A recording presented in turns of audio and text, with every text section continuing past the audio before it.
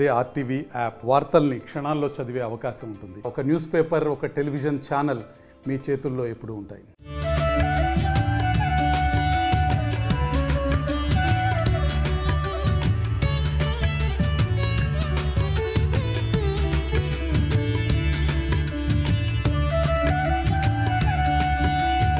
ప్రస్తుతం మనం కొత్తూరు సుబ్బరాయుడు ప్రాంతంలో ఉన్నాం. ఈ ప్రాంతంలో ఉన్నటువంటి భక్తులంతా కూడా ప్రతి ఆదివారం ఈ ప్రాంతానికి వస్తారు. ఇక్కడికి రావాలి అంటే ఇటు కర్నూలు నుంచి సుమారుగా 70 కిలోమీటర్లు వస్తుంది, ఇటు నంద్యాల నుంచి వచ్చేసి 25 కిలోమీటర్లు వస్తుంది. ఈ బనాన్పల్లి నుంచి కూడా వచ్చేటువంటి రావడానికి రవాణా మార్గం ఉంది. ప్రస్తుతం మనమైతే కొత్తూరు సుబ్బరాయుడికి సంబంధించినటువంటి పుణ్యక్షేత్ర ఆ గ్రామంలో ఉన్నాం. అసలు ఈ గ్రామంలో ఆదివారం మాంసం ఎందుకు తినరు, ఆదివారం ఒకవేళ చనిపోతే అంత్యక్రియలు ఎందుకు చెయ్యరు, ఇక్కడ ఉన్నటువంటి స్థల పురాణం ఏంటి, ఇక్కడ వచ్చేటువంటి భక్తులతో పాటు ఈ ఆలయం సంబంధించినటువంటి ప్రత్యేకత మీద ఆ యొక్క ఆలయ పూజారిని అడిగి తెలుసుకుందాం. అసలు ఎందుకు ఈ క్షేత్రానికి అంత ప్రత్యేక స్థానం నెలకొంది, ఇది ఎప్పుడు వెలుగులోకి వచ్చింది, ఎప్పటి నుంచి పూజలు జరుగుతున్నటువంటి ప్రత్యేకమైనటువంటి అంశం ఆర్టీవీ అందిస్తున్నటువంటి మీ గ్రౌండ్ రిపోర్ట్.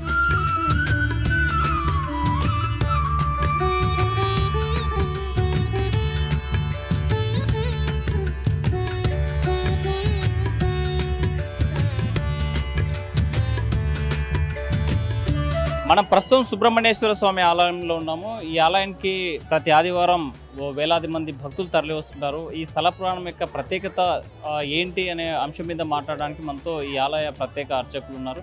స్వామి చెప్పండి, ఇక్కడ ప్రతి ఆదివారం ఎలాంటి పూజలు నిర్వహిస్తారేంటి? ఓం శరవణ భవ. శ్రీ సుబ్రహ్మణ్య స్వామి దేవస్థానము, ఎస్ కొత్తూరు గ్రామం, పాణ్యం మండలం, నంద్యాల జిల్లా.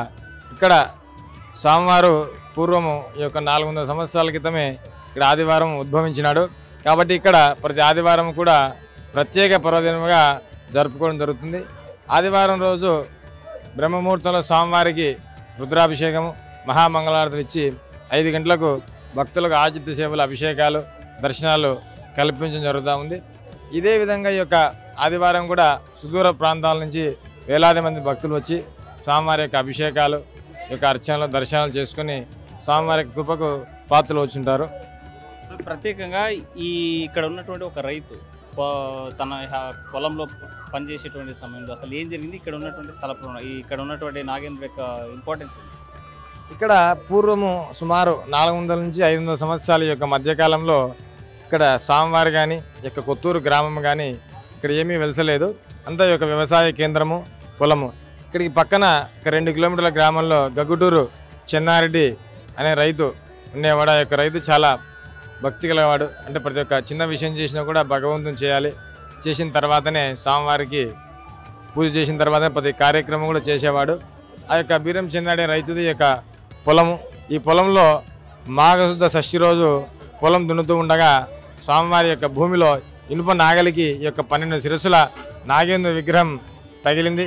ఆ యొక్క స్వామివారి విగ్రహం ఎప్పుడైతే ఈ యొక్క ఎద్దులు నాగలికి తగులుతానే ఎద్దులు లాగలేక అక్కడికి ఆగిపోయి ఆ చెన్నారెడ్డికి కూడా మెరుపుల మాదిరి కళ్ళ ముందర ఆకాశంలో మెరుపులు కనిపించి తన కళ్ళు కోల్పోయి అక్కడ పొలంలో పడిపోవడం జరిగింది. చుట్టుపక్కల వచ్చిన రైతులందరూ ఆశ్చర్యంగా చూస్తూ ఆ రైతును లేపి అడిగినారు, ఏం చెన్నారెడ్డి గారు, ఏం జరిగిందంటే ఈ విధంగా ఎప్పుడు మామూలుగానే పొలం దున్నుతూ ఉంటుంది, ఈ విధంగా నాగలికి ఏదో తగిలింది, తగిలిన తర్వాత కొద్దిసేపటికి స్పృహ తప్పి కళ్ళు పడిపోయానని చెప్పినారు.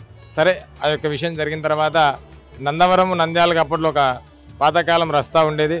ఆ యొక్క రస్తాలో ఒక ముసలి బ్రాహ్మణ రూపంలో ఒక పెద్ద ఆయన వీళ్ళకి కనిపించినాడు. వీళ్ళు అంటే మనగా తెలియని విషయాలు పెద్దవాళ్ళు అడిగి తెలుసుకుందామన్నట్టు ఆ పెద్ద ఆయన అడిగినారు, ఏం స్వామి, ఏం జరిగింది ఇక్కడ అంటే ఆ రైతును ఆ పెద్ద ఆయన అందరూ అక్కడ పొలంలోకి తీసుకొచ్చి ఈ విధంగా జరిగింది స్వామి అని చెప్తే ఆయన చెప్పినాడు, ఏం లేదు ఆయన, ఇక్కడ సుబ్రహ్మణ్య స్వామి వారే సర్పరూపం దాల్చి 12 శిరస్సుల నాగేంద్ర రూపంలో శిలై ఉన్నాడు. ఈరోజు ఉద్భవించే సమయం వచ్చింది కాబట్టి ఈ యొక్క ఎద్దు, ఈ యొక్క రైతు, ఈ యొక్క నాగలి ఈ రూపంలో బయటకు వచ్చిందని చెప్పి ఆ ముసలి బ్రాహ్మణ రూపంలో పెద్ద ఆయన ఆ మన్ను తీసినాడు. అంత మన్ను తీసి చూపిస్తే సేమ్ అదే 12 శిరస్సుల నాగేంద్రుని సాలా విగ్రహం అట్నే బయటపడింది. ఆ రైతు అందరికీ కూడా చెప్పినాడు, మంచి క్షేత్రం అవుతుంది ఆయన, ఈ యొక్క నాగదోషము, కుజదోషం, రాహుకేతు యొక్క కాలసర్పదోషాలు పోవాలంటే విగ్రహ రూపంలోనే స్వామివారి కంటే సర్పరూపంతోనే స్వామివారి చేస్తే ఈ యొక్క దోషాలు తొలగిపోతాయని చెప్పి ఇక్కడ స్వామివారి సర్పరూపం దాల్చడం జరిగింది.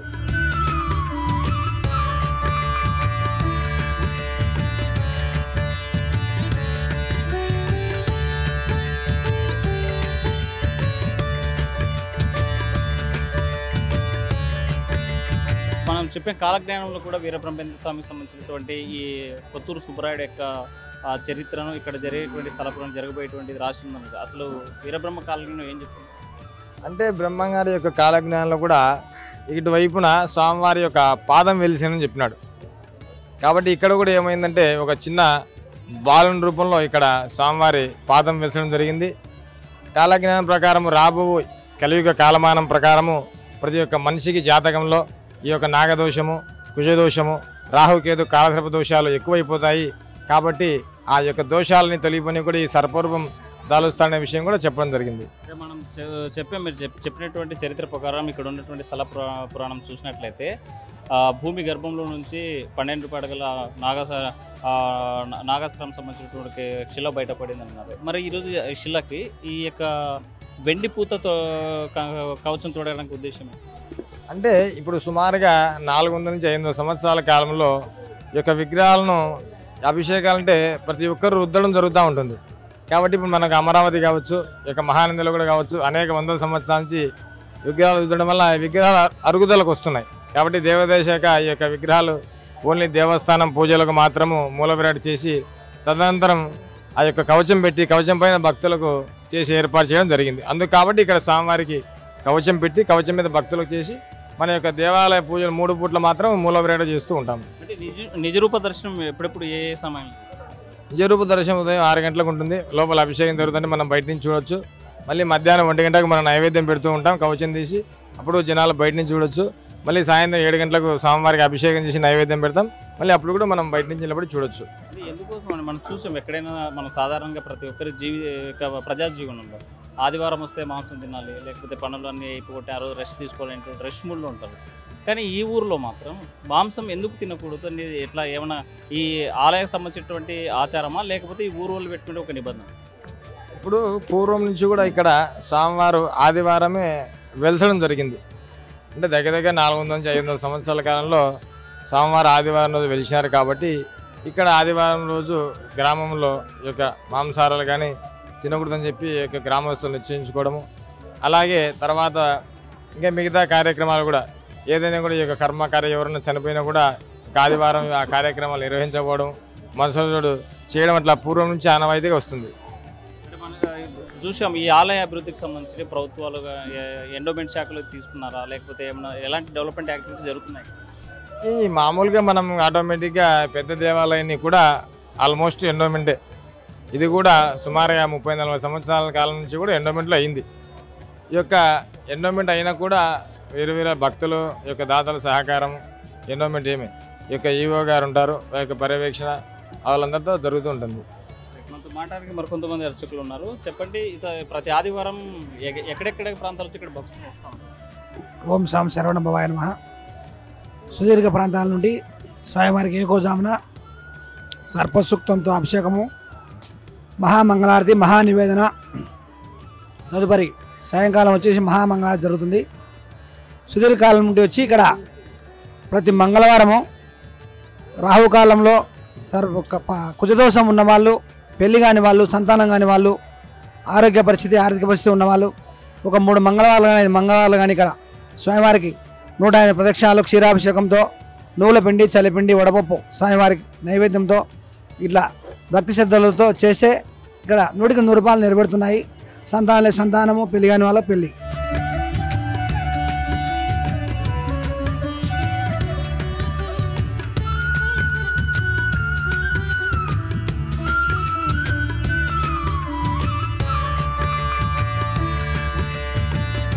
భక్తులు ఉన్నారు. చెప్పండి సమయం ప్రతి 2 వారాలకు ఒకసారి ఇక్కడికి ప్రత్యేకంగా వస్తూ ఉంటారు. అసలు ఈ స్వామి యొక్క ప్రత్యేకత ఏంటి? స్వామి గారి ప్రత్యేకత చెప్పండి కాదు, చాలా పవిత్రమైన ప్రదేశం. ఇక్కడ స్వామికి అనుకున్న కోరికలన్నీ నెరవేరుతాయి. చాలా మాకు జరిగాయి. మా ఇంటి దేవుడు స్వామిని బాగా కొలిస్తే అన్ని మంచిగా జరుగుతాయి. అంటే ప్రతి 2 వారాలకు ఒకసారి ఇక్కడ కావాల్సిన పూలు, పళ్ళు మొత్తం కూడా ఇవన్నీ తీసుకుంటాం కాదు, స్వామి ఎప్పుడు ప్రసాదిస్తే మాకు అప్పుడు పంపిస్తున్నాం. వారానికి 2 సార్లు కావచ్చు, ఒకసారి కావచ్చు, ఆయన ఇష్టం. ఆయన ఎప్పుడు చెప్తే అప్పుడు మాకు అంతే. ఈ రోజని కాదు, ప్రతిసారి ఆయన చెప్పినప్పుడే పండ్లు, పూలు పంపిస్తాం. మీ సొంతూరు ఇది? ఎక్కడి నుంచి వస్తున్నారు? మాది సొంతూరు నంద్యాల నుంచి మాకు ఇంటి దేవుడు అనమాట. అందుకు మేము ఎప్పుడు మాకు కొన్ని రోజులకి మేము రాకుంటే మాకు కల్లో కనిపించేస్తాడు, ఎక్కడో ఒక చోట కనిపిస్తూనే ఉంటాడు. కనిపించిన అంటే వెంటనే బయలుదేరడమే అంతే. పూజారి ఉన్నారు సార్, చెప్పండి ఇక్కడ ఎలాంటి నిష్టలు పాటించారు? ఇక్కడ స్వామివారికి స్వయంభుగా వెలిచాడు స్వామివారు. ఇక్కడ ఎంత నిష్టగా వస్తే అంత పవిత్రంగా ఉంటుంది, ఏదైనా కోరికలు నెరవేరుతాయి. స్వామి మీద నమ్మకంతో ఏ పూజ చేసినా కానీ ఏదైనా కానీ కంపల్సరీ నెరవేరుతుంది. ఇక్కడికి వచ్చిన వారికి కొంగు బంగారం. స్వామివారిని నిష్టగా ఆచరించిన వారికి సంతానం కానీ వాళ్ళకి సంతానం అవుతుంది, కళ్యాణం కానీ వాళ్ళకి కళ్యాణం అవుతుంది. ఆర్థికంగా కానీ అనారోగ్యంగా కానీ ఏదన్నా కోర్టు సమస్యలు కానీ ఇంకో సమస్యలు కానీ ఏమున్నాయి కానీ పరిష్కారం అవుతాయి. అదేవిధంగా కొత్తూరు సుబ్రహ్మణ్యేశ్వర స్వామి అంటే చాలా పవిత్రమైన వాడు. పవిత్రంగా ఇక్కడ స్నానం చేసి వచ్చేసి స్వామికి 5 చుట్లు వారు పోసి అభిషేకం చేసుకొని వెళ్తారు. వచ్చి ప్రతి ఆధారు చాలామంది వేలాది మంది భక్తులు తరలి వస్తారు. వచ్చేటువంటి వాళ్ళకి ఇక్కడ ఎలాంటి ఏర్పాట్లు చేసినారు? సుదూర ప్రాంతాల నుంచి వస్తారు, ఇక్కడ కనీసం ఇది పల్లె వాతావరణం ఉంటుంది, ఇక్కడ ఎలాంటి ఏర్పాట్లు? ఓం శరవణ భవాయ నమః. దూర ప్రాంతం నుంచి వచ్చే భక్తులకి అకామిడేషన్లు ఉన్నాయండి. ఒక 40 గదులు ఉన్నాయి, ప్లస్ 2 కమ్యూనిటీ హాల్స్ ఉంటాయి. వాళ్ళు ఫ్రీగా పడుకోవచ్చు. రూమ్స్ మాత్రం ఒక 200 రూపాయలు పే చేసి రూమ్స్ చేసుకుంటారు. భక్తులకి శనివారం రోజు రాత్రి మరియు ఆదివారం ఉదయం మరియు ఆదివారం మధ్యాహ్నం వరకు నిత్యము అన్నదానం జరుగుతూ ఉంటుంది. ఉచిత అన్నదానం వాళ్ళకి అవన్నీ ఏర్పాటు చేయడం జరుగుతుందండి. దేవాదాయ శాఖ యొక్క నిబంధనల ప్రకారం వచ్చేటువంటి భక్తులకి ఎలాంటి రూల్స్ రెగ్యులేషన్స్ ఇక్కడ అమలు చేస్తాం?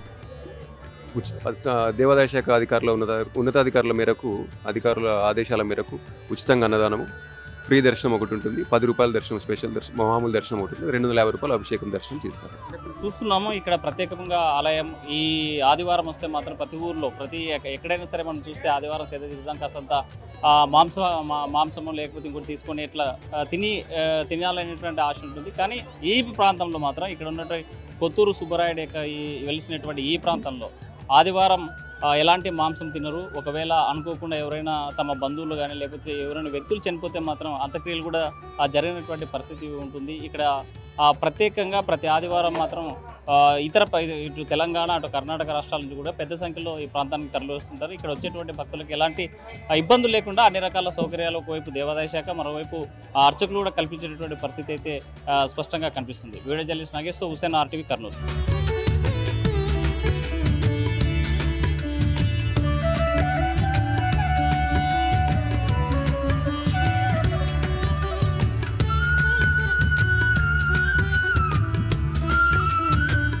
మరిన్ని వీడియోస్ కోసం ఛానల్ ని సబ్స్క్రైబ్ చేయండి. లేటెస్ట్ అప్డేట్స్ కోసం వాట్సాప్ ఛానల్ ని ఫాలో చేయండి.